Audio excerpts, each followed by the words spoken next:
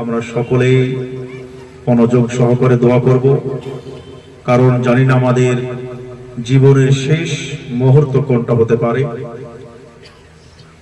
আল্লাহ পাক যেন আমাদের সকলের শরীরকে সুস্থ রেখে আমরা যেন এই ফাতিহা শেষ করে দোয়া শেষ করে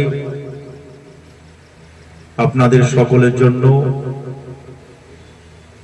তোহফার ব্যবস্থা আছে, তোহফা গ্রহণ করে যাবেন আর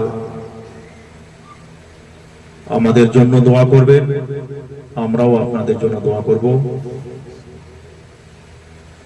এতগুলো মানুষ আপনারা জামায়াত হয়েছেন, এক ডাকে সাড়া দিয়েছেন, এই জন্য হৃদয় নিংড়ানো ভালোবাসা মহাব্বত, আপনাদের ভালোবাসা ভোলার নয়।